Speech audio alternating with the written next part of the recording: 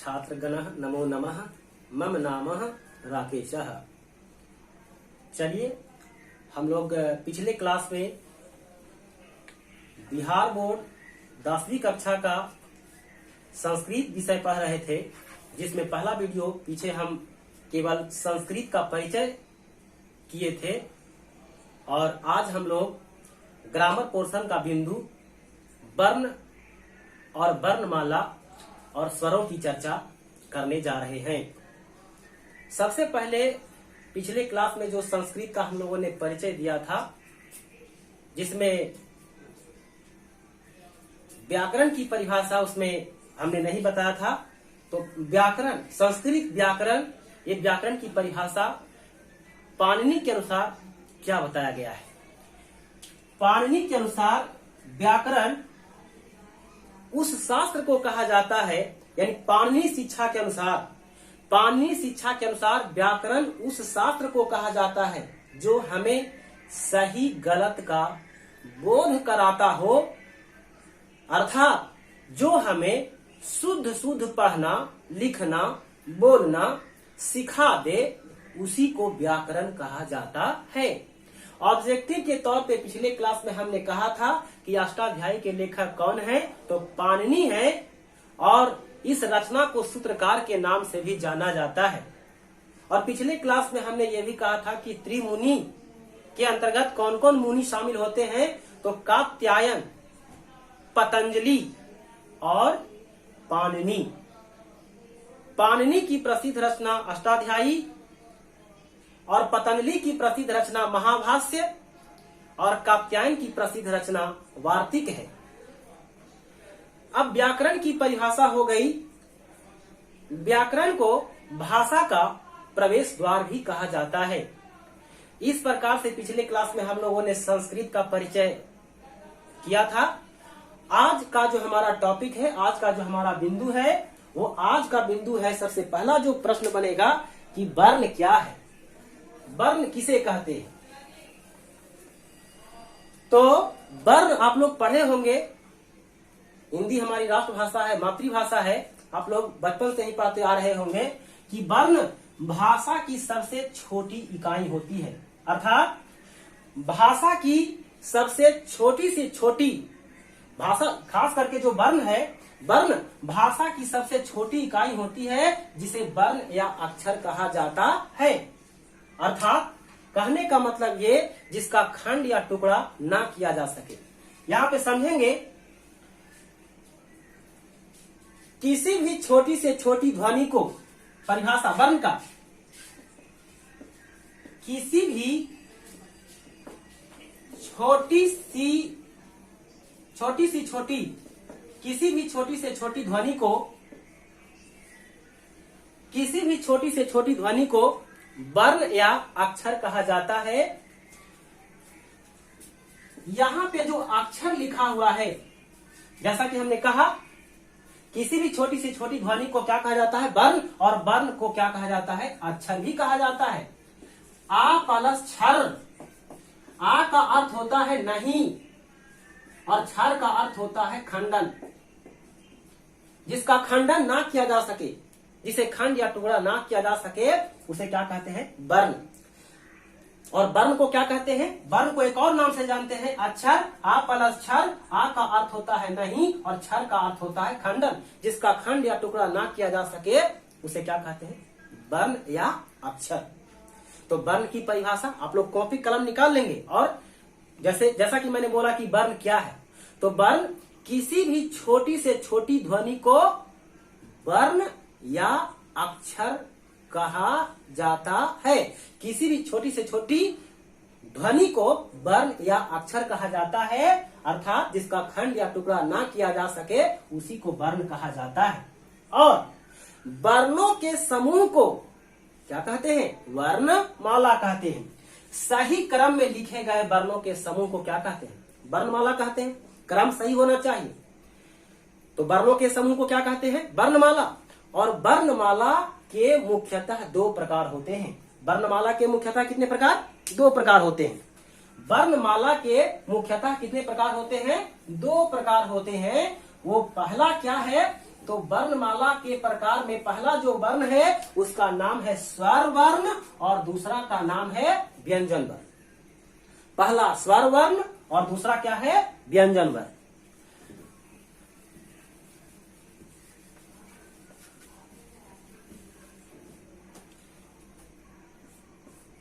पहला है स्वर वर्ण और दूसरा है व्यंजन वर्ण। स्वर वर्ण किसको कहते हैं? जिस सार्थक ध्वनि के उच्चारण में, जिस सार्थक ध्वनि के उच्चारण में किसी दूसरे वर्ण की सहायता नहीं लिया जाता है, अर्थात जिसका उच्चारण स्वतः होता है, अपने आप होता है, उसे स्वर वर्ण कहा जाता है। जिसका उच्चारण स्वतः होता है उसे स्वर वर्ण कहते हैं। और व्यंजन वर्ण जिस सार्थक ध्वनि के उच्चारण में किसी दूसरे वर्ण की सहायता ली जाती है, जिस सार्थक ध्वनि के उच्चारण में किसी दूसरे वर्ण की सहायता ली जाती है उसे व्यंजन वर्ण कहा जाता है। और व्यंजन वर्ण, संस्कृत में व्यंजन वर्ण की संख्या 33 होती है और जबकि संस्कृत में स्वर वर्ण की संख्या 13 होती है। संस्कृत में स्वर वर्ण की संख्या 13 और व्यंजन वर्ण की संख्या 33। तो संस्कृत में कुल वर्ण की संख्या कितनी हो गई? 33 और 13 मिला देंगे तो कितना होगा? 46। तो सबसे पहला प्रश्न आपने क्या पढ़ा? सबसे पहला प्रश्न आपने पढ़ा कि वर्ण क्या है। तो वर्ण में परिभाषा में हम लोग ये लिखेंगे कि किसी भी छोटी से छोटी ध्वनि को वर्ण कहते हैं। इसे अक्षर के नाम से भी जाना जाता है। और अक्षर में हमने क्या कहा? आ प्लस क्षर। आ का अर्थ नहीं और क्षर का अर्थ खंडन। जिसका खंड या टुकड़ा ना किया जा सके उसे वर्ण या अक्षर कहते हैं। अब इसमें हमने कहा कि वर्णों के समूह को वर्णमाला कहते हैं, अर्थात क्रम में लिखा गया जो वर्ण होता है, अर्थात वर्णों के समूह को क्या कहते हैं? वर्णमाला। और वर्णमाला के मुख्यतः कितने प्रकार? 2 प्रकार। पहला स्वर वर्ण और दूसरा व्यंजन वर्ण। संस्कृत में स्वर वर्ण की संख्या 13 और संस्कृत में व्यंजन वर्ण की संख्या 33। और ये कौन कौन है जिसको हम लोग ध्यान पूर्वक देखेंगे। पहले तो स्वर वर्ण की परिभाषा याद हो गई, व्यंजन वर्ण की परिभाषा याद हो गई। अब इसके बाद ये जो स्वर वर्ण है, स्वर वर्ण का एग्जाम्पल क्या क्या होगा इसके बारे में थोड़ा देख ले। वो स्वर वर्ण क्या क्या है? आ ई याद रखेंगे, हर्षई है और ये दीर्घई है। तो उच्चारण में थोड़ा जोर, विशेष रूप से बल जो है दीर्घई पर दीजिएगा। आ ई उ री ह्री ली ए ओ आओ।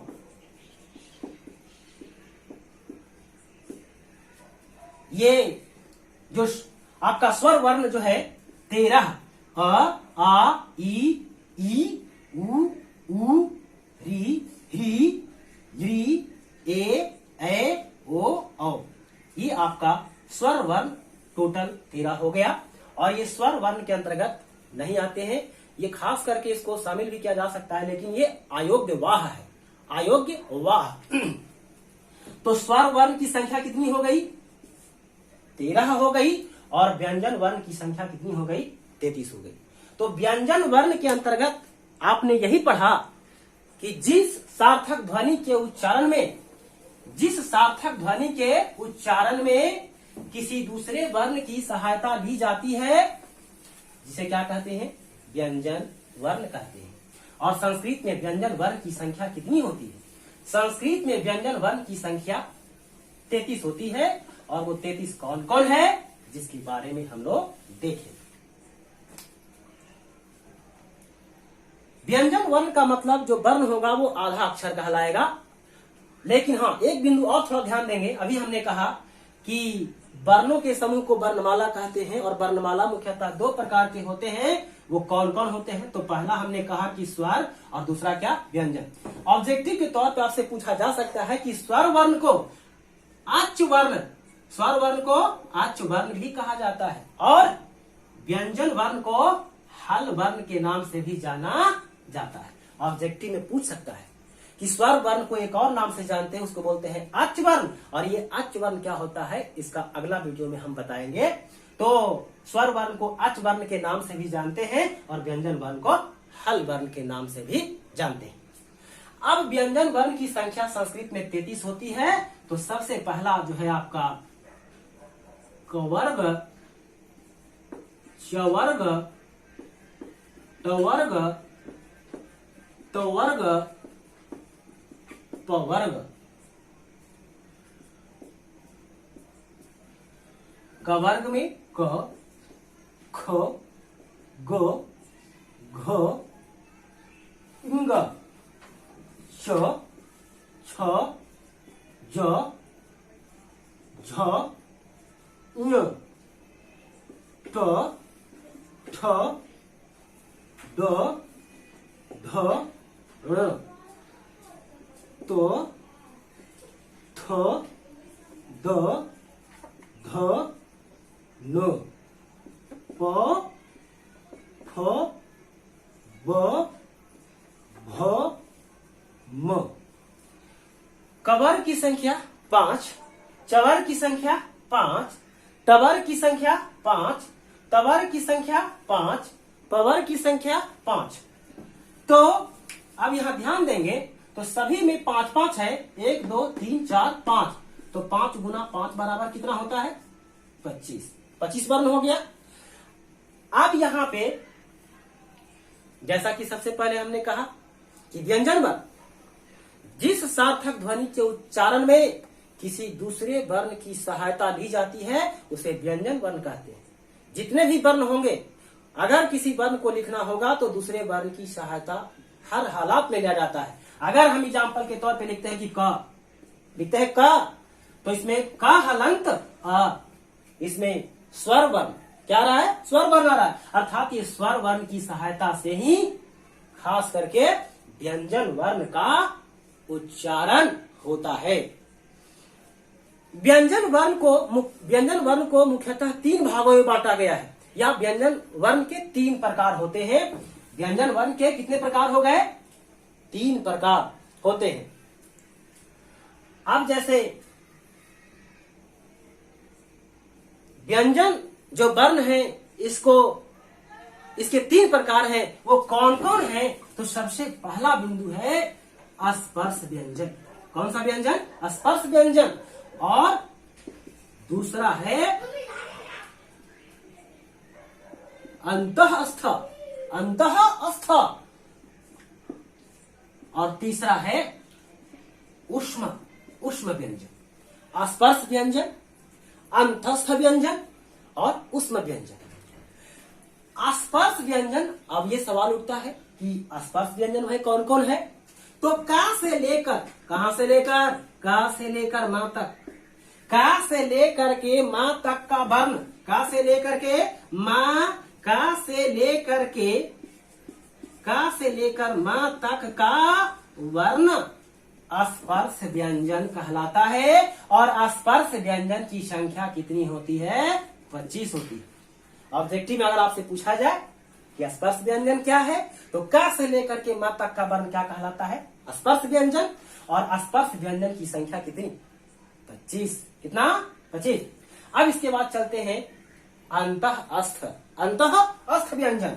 अब अंतःस्थ व्यंजन के अंतर्गत कौन कौन से उदाहरण हैं?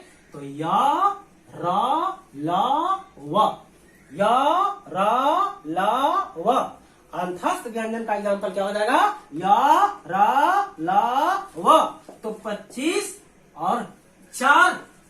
इसके बाद है ऊष्म व्यंजन। ऊष्म व्यंजन की संख्या भी कितनी होती है? 4। कौन कौन होता है? तो इसको हम लोग बोलते हैं तालव्य श, तालव्य श, इसको बोलते हैं मूर्धन्य श, इसको बोलते हैं दंत श। दंती नहीं बोलिएगा, तालव्य श, मूर्धन्य श, दंत श। ये जो दंत श जो लिखा गया इस तरीके से, और इसके बाद है ह। तो 4 इधर हो गए, तो 25 स्पर्श व्यंजन और अंतस्थ व्यंजन की संख्या 4 और उसमें व्यंजन की संख्या कितनी 4, जोड़ेंगे कितना हो जाएगा 33 हो जाएगा। तो व्यंजन वर्ण की टोटल संख्या कितनी हो गई 33 हो गई। और ये इसका उच्चारण स्थान भी बताएंगे, जैसे ये श है, श श श ह, मुख्यतः ये उष्म व्यंजन है। उष्म का मतलब होता है गर्म। जरा इन सभी वर्णों को आप उच्चारण करके देखेंगे, बहुत ही गर्म हवा निकलेगी। बोलेंगे साथ में आप सभी लोग जो भी वीडियो देख रहे होंगे, जो बोलकर उच्चारण करने का प्रयास करेंगे, बोलेंगे श श श ह। जब बोलेंगे तो गर्म हवा निकलेगा, अर्थात इसको कहा जाता है कौन सा व्यंजन, उष्म व्यंजन। इस प्रकार से आपका एक छोटा सा वीडियो वर्ण का कंप्लीट होता हुआ, फिर अगले वीडियो में हम मिलते हैं। धन्यवाद।